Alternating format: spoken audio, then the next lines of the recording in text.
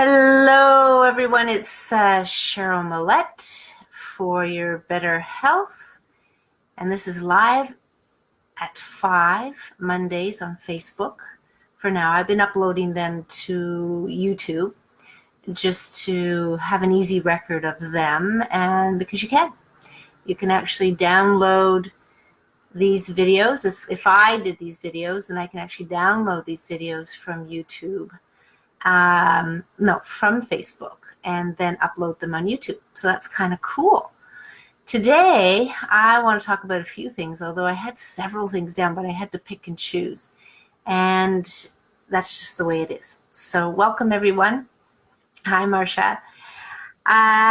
Let's talk about, raw food diet. Diets in general are one of those things that people navigate to this or navigate to that, want to try this, want to try that. That's just all the different diets out there. But the raw food diet is really more of a reset. It's thinking about how you think of food too as well. So people have relationships with food, some more than others. And a relationship with your food could mean different things. Might be not as positive, could be very positive. So there's a whole spectrum there. But I just did finish my raw food diet, and some people could call it a detox, but really I'll say it's a reset. And for me, I've done it several times. So it's not about learning certain things, which is, am I addicted to things, or am I, my discipline or something like that. But it is starting to, well, for me, it was weight loss this time as well, because I had planned the Ireland trip that some of you know, and there's 18 people, but I had perfected making Irish soda bread, and I served Guinness and Baileys, and then when I was in Ireland as well, I had probably on average 2 drinks a day. So it was way more alcohol than I'm used to consuming probably in the last 4 years. So that to me was the reset to get back in, lose the 5 pounds. I think in total I lost 6 pounds. 6 pounds. So that was entirely cleaning out the digestive system as well with the internal saltwater bath, which is what I was talking about. I am just writing a blog on it just to give people some idea about it, show the pictures, those kind of things. And I if there's enough interest, I will post it because it's not a difficult thing, but because I've done it before for people, it's, the raw food diet is, you're going to learn tips and tricks and maybe make your first green smoothie, which I will tell you right now, if you've only used kale or bok choy or some of these greens that are stronger and have never used this green in your raw smoothie or green smoothie, then I say try this one. And I'll tell you what it is. It's romaine lettuce. So romaine lettuce is really easy to blend up, and it doesn't have that strong flavor. So I really enjoyed trying that the first time. I'd never tried romaine lettuce before. So that was kind of cool. Raw food diet, look for that. I'll put the link down below. I should be finished at any time, the blog anyway.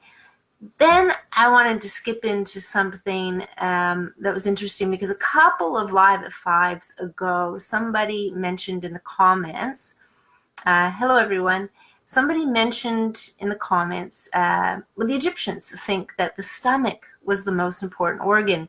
And you have heard me, and you will continue to hear me mention the brain, the importance of the brain as, as a key organ, the most important organ.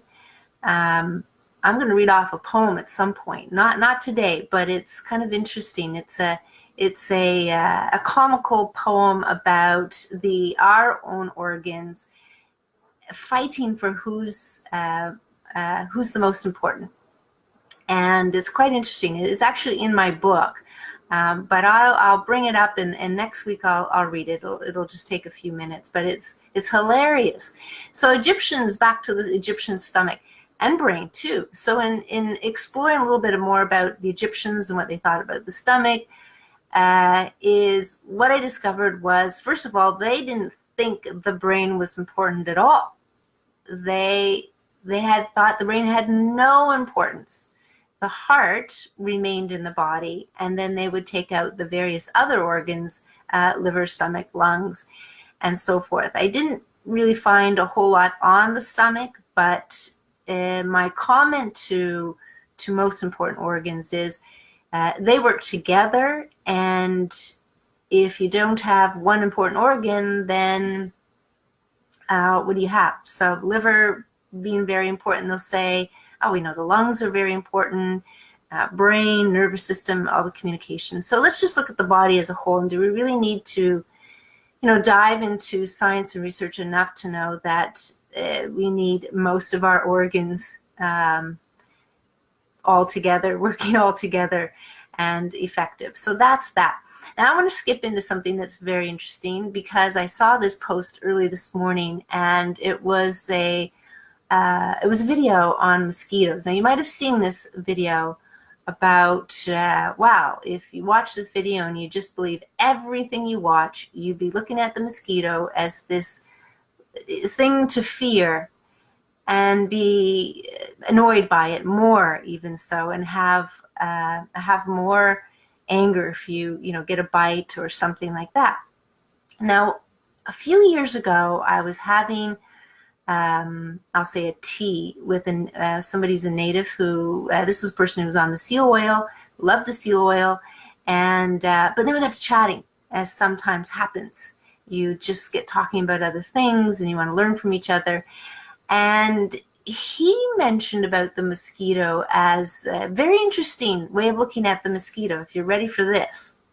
The mosquito is nature's inoculator. So be the vaccines, we think of vaccines, so that's a poke in the arm, right? So here you get mosquitoes and perhaps other bugs and stuff, they poke you and they're able to, if they've picked up certain things, they're able to inoculate us. I think it's malaria, where the people who live in that area where malaria is, they are immune to it. Well, there you go. Mosquitoes aren't all that bad, but here's the thing. So here's the crux of the matter. Most people, and I don't want to say most people, but a number of people have chronic stress. What does chronic stress do? Suppresses the immune system. And there are so many other things that compromise our immune system. When we have a compromised immune system, maybe this is where we would be more irritated or more infected by the various things that might be inoculated into us. Does that make sense? So I want to put out there that, mosquitoes are what they are and they do what they do, but that we need to improve our health. We need to support our health to be better than or optimum, so that we're not affected by these things that are all around us. And it's you can think of this as safety. In some ways, I put safety first. I'm working on a food safety program, but really, we think of other things safety too, right? You're going to shovel. You don't want snow. You're going to walk on ice carefully or avoid ice. It's really just plain. It's safe by having a healthy you, a healthy body. And, full circle to the raw food diet, it is about incorporating, those foods that are, nutrient rich, perhaps.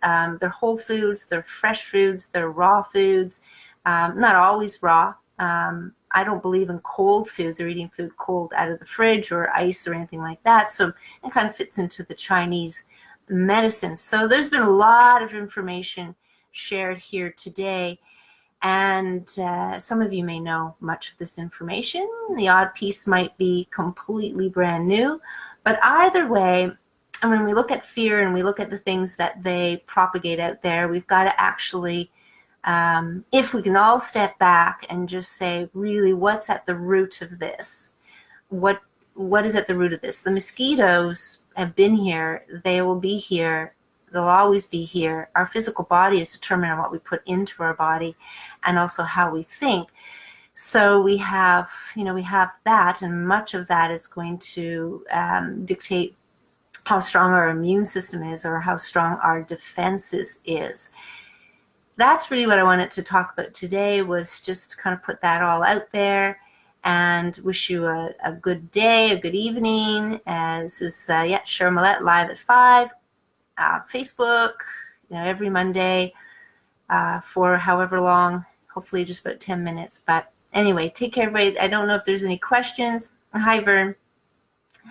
Open any questions, or put in comments, because I'll just kind of look at them and move them forward to the next week, and bring them up when need be, because that's, questions are a great way for all of us to explore what is out there. I mean, if you don't have a question, the answer is not going to appear. If you don't question, then you might just be believing everything that you read, everything that you're told, everything that you see, and that might not be the case. So I'll just leave you with that. Again, have a wonderful evening. I will see you next Monday. Take care.